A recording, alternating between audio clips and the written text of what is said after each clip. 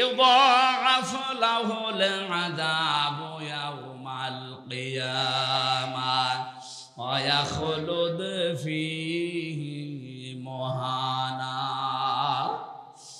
আল্লাহ পাক বলেন ডবল শাস্তি দেব আমি কয়েকটা পাপের কারণে। তার এক নম্বরে, এটা সূরা ফুরকানের 68 নম্বর আয়াতের প্রথম অংশে আছে, 19 নম্বর পারার 4 নম্বর পৃষ্ঠার 12 নম্বর লাইনে পাবেন। এটা তাফসিরে ফি জিলালিল কোরআন থেকে বলছি। ওয়াল্লাযীনা লা ইয়াদউনা মা'আল্লাহি ইলাহান আখার, এই দুনিয়াতে যারা আল্লাহকে ডাকে পাশাপাশি অন্য কাউকে যোগ করে, এটা সবচাইতে বেশি এই ব্রাহ্মণবাড়িয়া, কুমিল্লা, নরসিংদী জেলায় হয়। আল্লাহকে ডাকতেছে, মাঝে মাঝে আল্লাহ আল্লাহ করার পরে ইয়ালি বাবা, শাহ আলী বাবা, কেল্লা বাবা, এই কথা বলছে। এই তাহেরি ভাই জিকির করে না? এটা যেহেতু রেকর্ড হচ্ছে, সারা দেশে যাবে, ওর কানেও যাবে। আপনি মানুষকে গোমরাহ করে জাহান্নামে নিয়ে যেতে পারেন না। এটা আমাদের দেশের লোক আপনাকে দেয়নি অধিকার। আপনি নিজে জাহান্নামে যেতে চান, যান। কিসের সুন্নি নাম নিয়েছেন, এগুলো সব ভণ্ডামি। সন্ন্যতের কোন বালাই নেই, আন্দাজে সুন্নি নাম নিয়েছে। এই জন্য ভণ্ডামি গুলো করে মানুষকে যারা শিরিকের দিকে আহ্বান জানিয়ে নিজেও জাহান্নামে যাচ্ছে, আরো জনগণ নিয়ে যাচ্ছে, এরা তো না বুঝে যাচ্ছে। এই জন্য বিবেক বলছিলাম না, আলোচনার বিষয়টা এমনি বলি নাই, বিবেক কাজে লাগাবেন। আজ আমি তো কোরআন থেকে দলিল দিচ্ছি, মা আল্লাহ, মা মানে সঙ্গে, মা মানে আল্লাহর সাথে যারা সঙ্গে যারা অন্য কাউকে ডাকে, আপনি কোন কারণে ইয়া আলী বাবা, শাহ আলী বাবা, কেল্লা বাবা, ফতে বাবা, কোন কারণে জিকির করবেন? আপনার তো জিকির হবে কার নামে? আরো জোরে।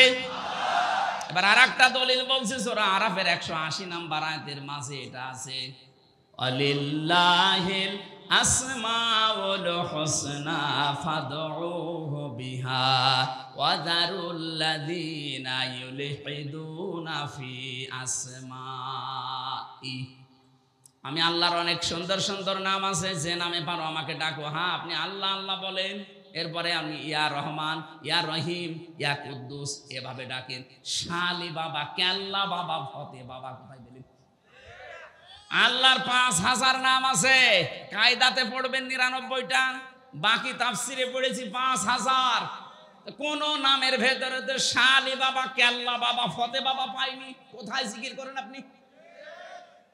আপনি যদি নিজে জিকির করে ডবল শাস্তি পেতে চান, যান আপনি নিজে জাহান্নামে একা যান। এই বেদাতীদের সাথে জিকির করে আমরা জাহান্নামে যেতে চাই না। ওয়াদারুল্লাযীনা ইলহাদুনা ফি আসমাই, এখানে আলেম নেই। ইলহাদ করা মানে আল্লাহকে ডাকার সঙ্গে সঙ্গে যারা নামকে পরিবর্তন করে ফেলে, উলট পালট করে ডাকে, কিছুক্ষণ আল্লাহ আল্লাহ জিকির করে, এরপরে কেল্লা কেল্লা। যারা এগুলো করছেন, আপনি জেনে করেন আর না জেনে করেন, এখনই থামেন। যদি না থেমে এভাবেই চলতে থাকেন, আপনার শাস্তি হবে কয়টা? ডবল। বলেন বলেন বলেন। 2 নম্বরে, ওয়ালা ইয়াকতুলুনান নাফসাল্লাতী হারামাল্লাহু ইল্লা বিল হক। এই পৃথিবীতে যারা অন্যায় ভাবে মানুষকে হত্যা করে, এই আগস্টের 5 তারিখের আগ পর্যন্ত 3732 জন মানুষ আপনি হত্যা করেছেন। আপনি ইচ্ছা করলে এই মানুষগুলো মরতো না, চলে যখন যাবেন একটু আগে গেলে তো কেউ মরতো না। বলেন না কেন? আপনি তো নিজে জানতেন যে আমি চলে যাব। আপনার কারণে যে হাজারো মানুষ এই দুনিয়া থেকে বিদায় নিয়ে গেল, আর 5টা মানুষ না, 10টা না, 3732 জন তো সরকারি জরিপে, আর বেসরকারি জরিপ আরো বেশি। আসলে আগে মানুষকে লাশগুলো ভ্যানে তুলে আগুন ধরিয়ে দিলেন আপনি মানুষ। 2006 সালের অক্টোবর মাসের 28 তারিখে যে দৃশ্য দুনিয়াতে আপনারা দেখিয়েছেন, তামাম পৃথিবী হতভম্ব হয়ে গেছে যে করল কি।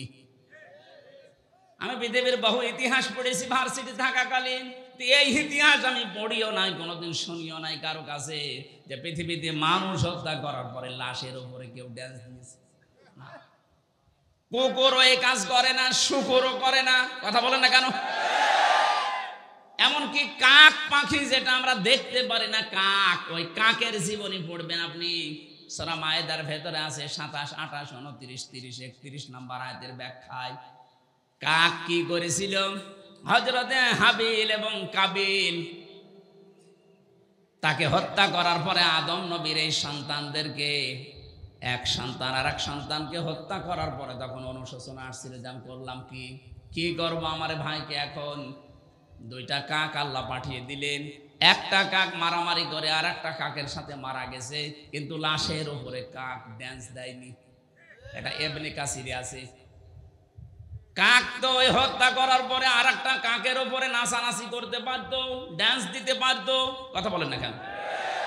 কিন্তু কাক এটা না করে নিজের মুখ দিয়ে মাটি, পা দিয়ে মাটি সরিয়ে সরিয়ে গর্ত বানিয়ে গর্তের ভেতরে ভাইকে রেখে এরপরে চাপা দিয়েছে। হযরত আদমের সন্তান কাবিল চিন্তা করে, কি করলাম আমি, কি কাকের চাইতেও অদম হয়ে গেলাম নাকি? এটা পৃথিবীর সর্বপ্রথম মানুষ হত্যার ইতিহাস। এই জন্য দুনিয়াতে যত হত্যা হবে তার একটা পার্সেন্টেজ এই কাবিলের আমলনামায় যাবে। কিয়ামতে আল্লাহ হত্যার বিচার দিয়ে শুরু করবেন বিচার।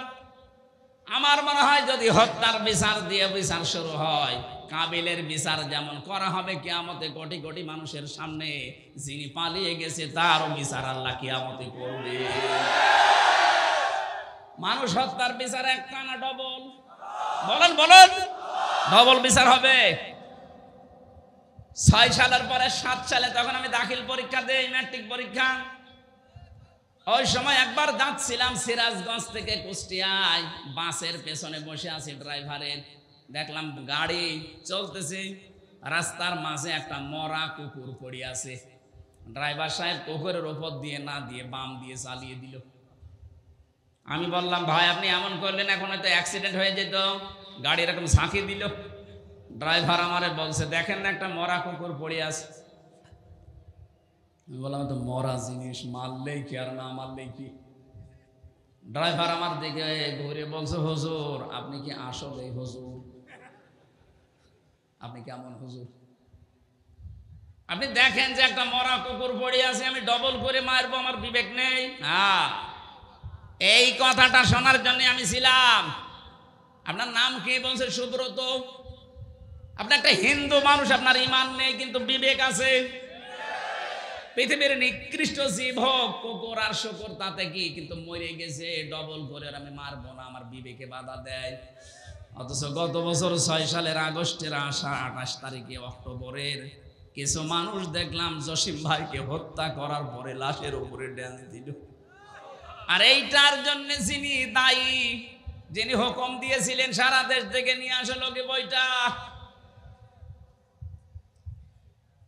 তার কি বিবেক? এজন্য বিবেক যাদের মরে গেছে এদের হেদায়েত পাওয়ার রাস্তা আল্লাহ বন্ধ করে দিয়েছে। যতই শোনান হেদায়েতের কথা, কোরআন শরীফ গলিয়ে খাওয়াবেন, তারপরও তাদের কাজ হবে না। কোরআনে কারিমে সূরা আনফালের ভেতরে আল্লাহ জানিয়েছেন, ওয়ালাউ আলিমাল্লাহু ফীহিম খায়রাল লা আসমা'হুম ওয়ালাউ আসমা'হুম লাতাওয়াল্লাউ ওয়া হুম মু'রিদুন। বলেন আল্লাহু আকবার। হে নবী, আপনি আফসোস করেন ওদের জন্য। ওদের ভেতরে যদি কল্যাণ ভালো কিছু থাকতো, তে আল্লাহ ওদের শোনার মতো ক্ষমতা দিত। ওরা তো এক কান দিয়ে শোনে আর এক কান দিয়ে বের করে দেয়। আপনি যতই ওদেরকে শোনানোর চেষ্টা করেন ওরা শুনবে না, ওরা মুখ ফিরিয়ে চলে যাবে। ওদের বৃদ্ধি দিনের পর দিন বাড়তে থাকবে, কারণ হেদায়েত থেকে আমি আল্লাহ ওদেরকে বঞ্চিত করে দিয়েছি। আল্লাহু লা ইয়াহদিল কওমাজ জালিমিন। এখানে আলেম যারা আছে, ইয়াহদি মুজারি, বর্তমান ভবিষ্যৎ, প্রেজেন্ট ফিউচার। আল্লাহ বলেন যারা জালেম তাদেরকে আমি হেদায়েত দিচ্ছি না, ভবিষ্যতেও দেব না। এই জন্য 15.5 বছর যারা জুলুম করেছেন, আপনি হেদায়েত থেকে বঞ্চিত হয়ে গেছেন। আমির হামজা না, নবী এসে ওয়াজ করলো, আপনার কাজ হবে না। নয়তো 2.5 মাস 3 মাস হয়ে গেল। আমার তো মনে হয় এই মানুষগুলো একটু পরিবর্তন যদি হওয়ার চেষ্টা করতো। এখনো বিভিন্ন জায়গায় যারা পালিয়ে আছে ওরা বলতো, জনগণ আর যাই করি আমরা তো তোমাদের ভাই, মাফ করে দাও। মানুষ তো বিবেচনা করতো না, ওর বিদ্যা আরো বাড়তেছে। বাইরে থেকে মানুষকে জানাচ্ছে জামাত বিএনপির বাড়ি ঘর দেখতে পাও না, আগুন লাগাও। আপনারা আল্লাহ হেদায়েত দেবে কি করে? হ্যাঁ, লিস্ট করে রাখো, আমি আসতেছি, আপনি আসেন। আমার 2টা মামলা মিথ্যা মামলা দিয়ে যদি 3 বছর জেল খাটাতে পারেন, আপনার 130টা মামলা, তাও মার্ডার মামলা। আমি হিসাব করে দেখেছি 390 বছর জেল হবে। আর বাঁচবেন কয়দিন? ওখানে ভেতরে 2 নম্বর জেলে একবার আদালতে দেখা হয়েছিল মুকিম গাজী। বললাম ভাই আপনার কয় বছর জেল? বলছে 160 বছর। তার কথা আমার মাঝে মাঝে মনে পড়ে যে ওর যে 160 বছর জেল, আর যে বলে আমি শর্ট করে চলে আসবে, ওর জেল হবে 390 বছর। 4 বার জন্ম নেওয়া লাগবে। আমার মনে হয় 15 জন্মে যেহেতু বিশ্বাস করে হিন্দুদের মতো, আমরা 15 উত্থানে বিশ্বাস করি কিয়ামতে আরেকবার উঠবো, আর হিন্দুরা বিশ্বাস করে যে আরেকবার জন্মাবো। যেহেতু ওনাদের জন্ম এরকম কোয়ালিটি নিয়ে, এই জন্য মনে হয় এই কথা বলে যে আমি শর্ট করে আসবো। আপনি 3-4 বার জন্ম নেবেন, শুধু 3-4 বার শুধু জেলেই থাকবেন। আপনি কি আবার বুঝে ফেললেন নাকি আন্দাজে হাসতেছেন? কিছু বোঝেন? মানুষ হত্যার সাথে যারা জড়িত তাদের একটাই শাস্তি, জাহান্নাম। আমাই ইয়াকতুল মুমিনা মুতাআম্মিদান ফাজাযাউহু জাহান্নাম। আল্লাহ বলেন যে ব্যক্তি কোনো মুমিনকে হত্যা করে তার প্রথম শাস্তি সে জাহান্নামে যাবে, খালিদান ফিহা, চিরদিন থাকা লাগবে। এতটুকু আল্লাহ শেষ করেননি, ওয়া'আদ্দালাহু আযাবাম মুহিনা, আযাবাম আযীমা, তাদেরকে আমি আল্লাহ রেডি করে রেখেছি যন্ত্রণাদায়ক শাস্তি দেব। এই জন্য যারা মানুষ হত্যার সাথে জড়িত তাদের শাস্তি কত? Double double. বলেন, আরো জোরে বলেন। 3 নম্বরে ওয়ালা ইয়াজনুন, জেনা করা যাবে না। যারা জেনা করে এই মানুষগুলোর শাস্তি হবে ডবল। অথচ এই 1500 বছর পরে 2024 সালে এসে দেখলাম বুড়ো জেনাখোর বেড়ে গেছে। আমি নাম নিয়েই বলছি যে মানুষগুলো এখন ধরা পড়ছে, এদের যে ভিডিও ক্লিপগুলো এখন বের হচ্ছে এগুলো তার মিথ্যা না। এক একজনের বয়স দেখেছেন, কারো 70, কারো 75, কারো 90 বছর। অথচ হাতের জেনা, চোখের জেনা, লজ্জাস্থানের জেনা থেমে নেই। জীবনে বিয়েই করেনি, অথচ তার ছেলে মেয়ের অভাব নেই। হ্যাঁ, টাকার উপরে ঘুমাইতো, বিয়ে নেই, সংসার নেই, অথচ ছেলে মেয়ে দেশে ভর্তি করা। তার কাছে জিজ্ঞাসা যদি কেউ করে যে ভাই এই ছেলেটা আপনার, এইরকম ছেলের যদি পরিচয় দিতে হয় যে দেশে বহু ছেলে আমার আছে। আপনার চরিত্র আছে, একটা মানুষ দেখান তো ওদের চরিত্র আছে বলে। দরবেশ বাবা কি ভালো মানুষ মনে করতাম, অন্যের বউ নিয়ে এসে আল্লাহ রাস্তা চালাচ্ছে। নাউজুবিল্লাহি মিন যালিক। বাকিগুলোর চরিত্র শুধু আল্লাহ জানে। ওদের এক একজনের 3 minute, 5 minute, 7 minute video viral হয়, অডিও ভাইরাল হয়, সারা দুনিয়ার মানুষ ঘৃণা করে। এই যে টাকলা মুরাদ নেই, মাত্র 6 মিনিট 45 সেকেন্ডের একটা ভিডিও অডিও ক্লিপ ফাঁস হয়েছিল, ওর সব হারিয়েছে। আমার মনে হয় এখন যাদের ভিডিও গুলো ফাঁস হচ্ছে এই বুড়ো জেনাখোর যারা, এরা আবার বড় মুখ করে বড় গলায় কথা বলছে, আপনার লজ্জা লাগে না?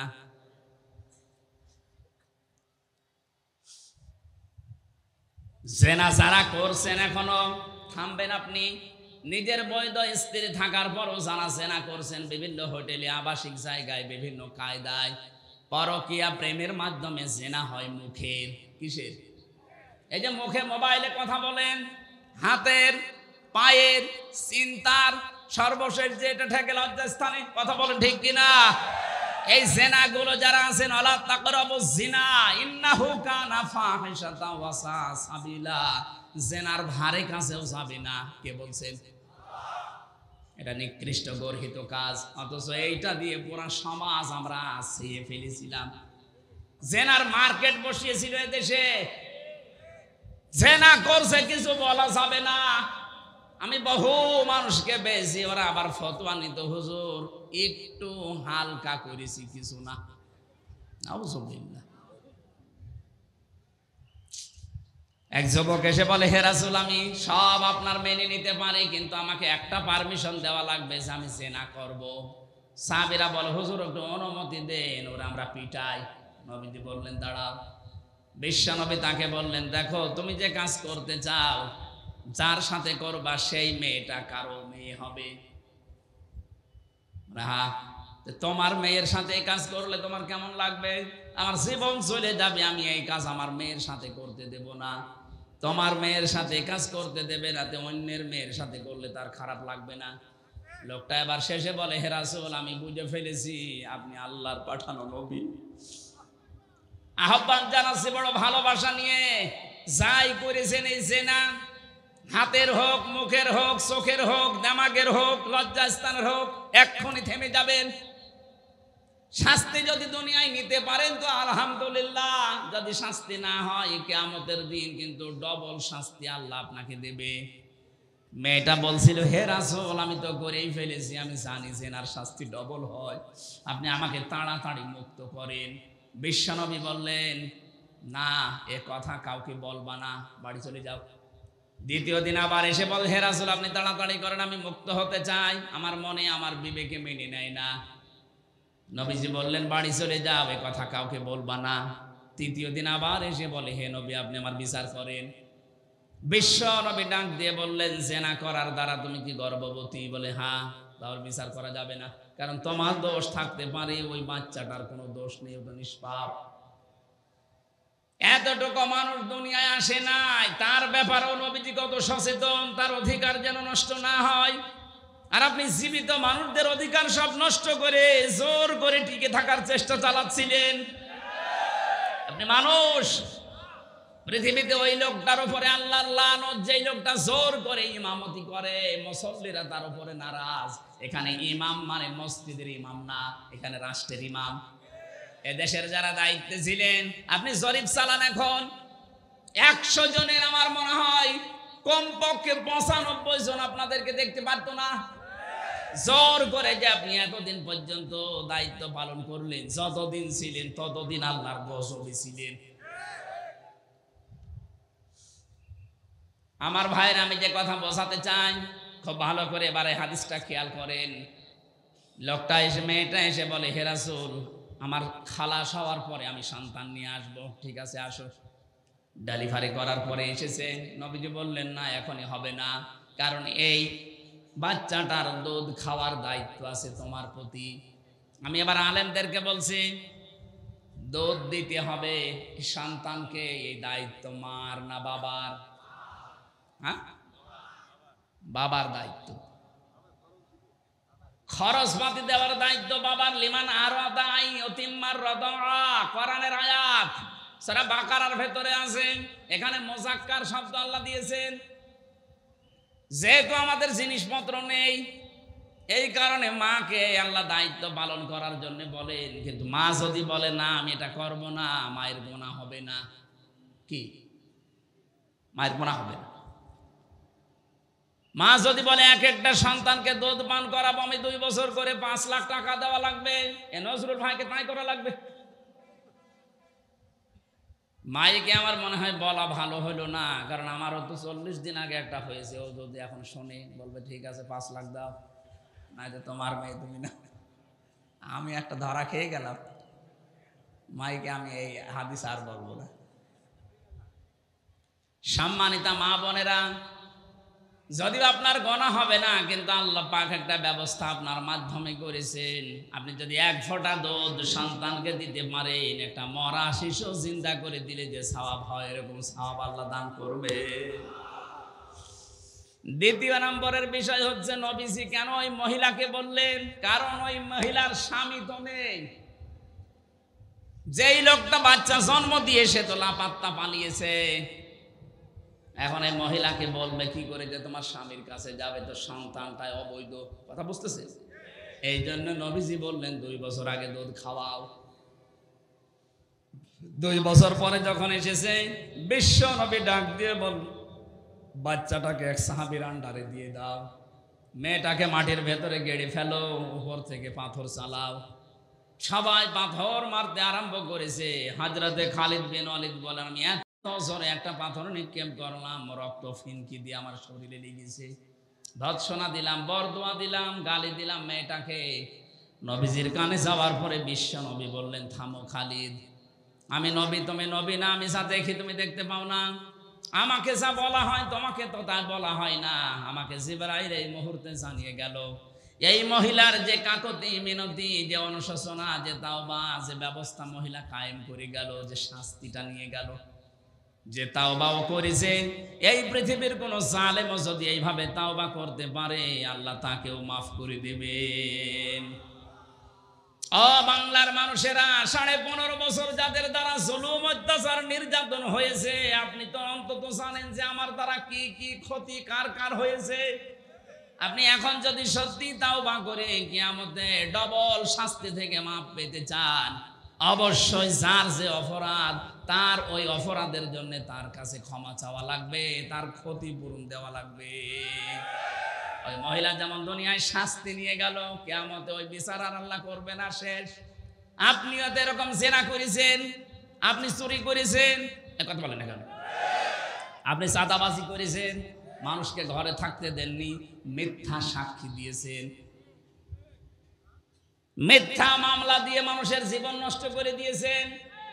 এই যে বিডিআর হত্যার জন্য এই ফাঁদ তৈরি করে হাজারো মানুষের জীবন আপনি নষ্ট করলেন। তো সব সত্য বের হয়ে যাবে, এই কথা বলেন না কেন?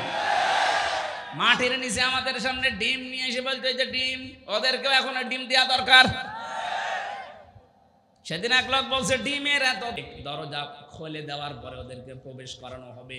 এই বিষয়টা আমি জেলখানায় যাবার পরে টের পেয়েছি। আল্লাহ জাহান্নামের কথা যেখানে কোরআনে দিয়েছেন, সেখানে বলেননি যে জাহান্নামের দরজা খোলা থাকবে না। জাহান্নামের দরজা সব সময় বন্ধ থাকবে। যখন কেউ প্রবেশ করবে, শুধু প্রবেশ করবে, সঙ্গে সঙ্গে আবার আটকিয়ে দেবে। আমি এটা জেলখানায় গিয়ে দেখেছি, আয়াতটা মিলে গেছে। জেলখানায় যারাই যায়, সে যত বড় লোক হোক, ওকে ঢোকানোর পরে আবার মেন গেট তালা লাগিয়ে দেয়। কথা বলে না? কিন্তু জান্নাতের কথা যত জায়গায় আছে, সেখানে কিন্তু তালা লাগিয়ে দেয়, এ কথা নেই। হাত্তা ইযা জাউহা ওয়া ফুতিহাত আবওয়াবুহা ওয়া ক্বালা লাহুম খাযানাতুহা সালামুন আলাইকুম তিবতুম ফাদখুলুহা খালিদিন। আল্লাহ জাহান্নামের কথার 2 আয়াত আগে জানাচ্ছিলেন, 2 আয়াত পরে বলেন জান্নাতে যারা যাবে, এই মানুষগুলোর জন্য আগেই জান্নাতের দরজাগুলো খোলা থাকবে। সুবহানাল্লাহ বলতে পারেন না? জাহান্নামের দরজা সব সময় বন্ধ থাকে, কেউ ঢুকলে খোলে আবার বন্ধ করে দেয়, জেলখানার মতো। আর জান্নাতের দরজা সব সময় উন্মুক্ত থাকবে, একটা দুইটা না, 70,000 গেট আপনার জন্য আল্লাহ বানাবে, যদি আল্লাহকে ভয় করার নীতি অবলম্বন করে দুনিয়ার জীবন কাটাতে পারেন। আল্লাহ তুমি আমাদেরকে এই আয়াতের ভেতরে শামিল করো, বলেন আমিন। দরজায় যিনি দাঁড়িয়ে আছে মালিক, তিনি বলবে আলাম ইয়াতিকুম রাসূলুম মিনকুম, তোর কাছে কি রাসূল যায়নি? যদি বলে না আমি রাসূল পাইনি 1400 বছর পরে আমি, আরে তোর কাছে রাসূল যায়নি মানে রাসূলের নায়েব আমির হামজা যায়নি? কথা বলেন না কেন? এই যে রাসূলুন, এখানে বহু বছর, এই জন্য আল্লাহ 1 বছর যায়নি, রাসূল রাসূলুন। আলাম ইয়াতিকুম রাসূলুম মিনকুম, তোদের কাছে কি হামজা যায়নি, তয়ব যায়নি? বিভিন্ন আলেমের নাম হয়তো এই সময় বলবে, কারণ এই সময় নবী নেই, নবীর নায়েব আছে। আমরা নবীর নায়েব, স্থলাভিষিক্ত, এই কথা বলছি। নবীদের যেই কাজ, ওইটাই আমার কাজ। নবীজি আল্লাহর কাছে জানিয়েছেন, হাদিহি সাবিলি আদউ ইলাল্লাহ আলা বাসিরাতিন আনা ওয়া মান ইত্তাবাআনি। নবী আপনি বলেন এইটাই আমার পথ, আমি মানুষকে আল্লাহর দিকে আহ্বান করি, ডাকি। শুধু আমি আন্দাজে ডাকি না, বুঝে শুনে ডাকি। আমি এবং আমার অনুসারী যারা, তাদের একই কাজ। যেহেতু রাসূলের অনুসরণের মাধ্যমে আপনারা আমাকে আলেম মনে করেন, এই কারণে ওই দিন রাসূলের ভেতরে হামজাও আছে। আপনাকে স্মরণ করাবে গাজীপুরের এই সলিমদ্দি গলিমদ্দিকে, তোর কাছে কুষ্টিয়া থেকে হামজা নামে আলেম যায়নি, নবীর স্থলাভিষিক্ত। স্মরণ করিয়ে দেয়নি, সতর্ক করেনি জাহান্নামের আগুন সম্পর্কে। ওরা বলবে ক্বালু বালা ক্বাদ জাআনা নাযীর ফাকাযযাবনা ওয়া কুলনা মা নাযালাল্লাহু মিন শাই। গিয়েছিল কিন্তু আমরা মনে করতাম না এ বেটা মনে হয় মিথ্যা কথা বলে। এরকম কোন কথা আল্লাহ নাযিল করেননি, এরকম মানুষ দুনিয়ায় নেই।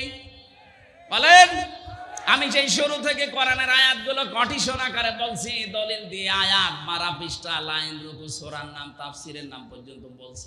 এরপরও আমার মনে হচ্ছে অনেকের বিশ্বাস হচ্ছে না। বিশ্বাস যদি হতো তাহলে তো আজকে থেকে জীবন পরিবর্তনের জন্য সিদ্ধান্ত নিতেন। শেষে ওই মানুষগুলো এই কথা বলতে বাধ্য হবে, আকালু লাউ কুন্না নাসমাউ আও নাকিলু মা কুন্না ফি আসহাবিস সাঈদ।